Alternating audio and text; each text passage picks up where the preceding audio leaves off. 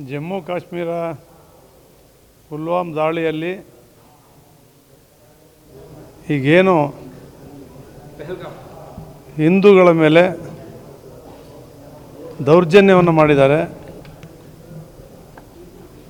ಅವ್ರನ್ನ ಗುಂಡಿಟ್ಟು ಕೊಂದಿರ್ತಕ್ಕಂಥದ್ದು ಅತ್ಯಂತ ಖಂಡನೀಯವಾದಂಥದ್ದು. ಅದರಲ್ಲೂ ನಮ್ಮ ಕನ್ನಡಿಗರೂ ಕೂಡ ಏನು ನರೇಂದ್ರ ಮೋದಿಯವರು ಜಮ್ಮು ಕಾಶ್ಮೀರದಲ್ಲಿ ಚುನಾವಣೆ ನಡೆಸಿ ಒಮರ್ ಅಬ್ದುಲ್ಲಾ ಅವರು ಅಲ್ಲಿನ ಮುಖ್ಯಮಂತ್ರಿಗಳಾಗಿ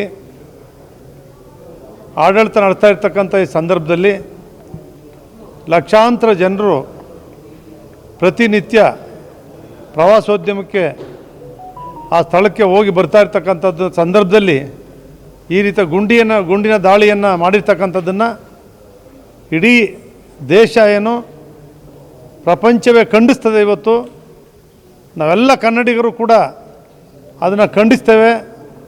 ನಿಜವಾಗ್ಲೂ ಕೂಡ ಏನು ಮಂಜುನಾಥ್ ಅವರು ಅವರ ಪತ್ನಿ ಅವರ ಪುತ್ರ ಅವರ ಎದುರಿನಲ್ಲೇ ಗುಂಡಿಕ್ಕಿ ಕೊಂದಿರ್ತಕ್ಕಂಥದ್ದು, ಅದರಲ್ಲೂ ಕೂಡ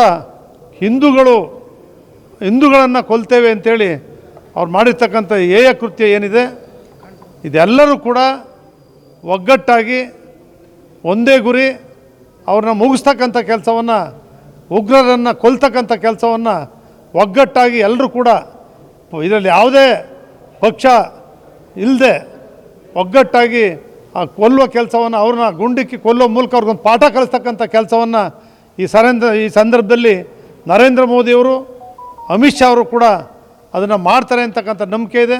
ಅದಕ್ಕೆಲ್ಲ ದೇಶದ ಒಕ್ಕೊರಲಿಂದ ಎಲ್ಲರ ಬೆಂಬಲವೂ ಕೂಡ ಇದೆ. ಅದನ್ನು ಖಂಡಿತ ಮಾಡಬೇಕು. ನಿಜವಾಗ್ಲೂ ಕೂಡ ನಾವು ಕಳ್ಕೊಂಡಿರ್ತಕ್ಕಂಥ ಕನ್ನಡಿಗರು, ನಮ್ಮದೇ ಶಿವಮೊಗ್ಗದವರೇ ಮಂಜುನಾಥ್ ಅವರು, ಬೆಂಗಳೂರಿನವರು, ನಿಜವಾಗ್ಲೂ ಕೂಡ ದುಃಖ ಆಗ್ತದೆ. ಅವರ ಆತ್ಮಕ್ಕೆ ಶಾಂತಿ ಸಿಗಬೇಕು. ಅವರ ಕುಟುಂಬ ವರ್ಗದವರಿಗೆ ದುಃಖವನ್ನು ಭರಿಸ್ತಕ್ಕಂಥ ಶಕ್ತಿಯನ್ನು ದೇವರು ಕರುಣಿಸಲಿ ಅಂತೇಳಿ ಪ್ರಾರ್ಥನೆ.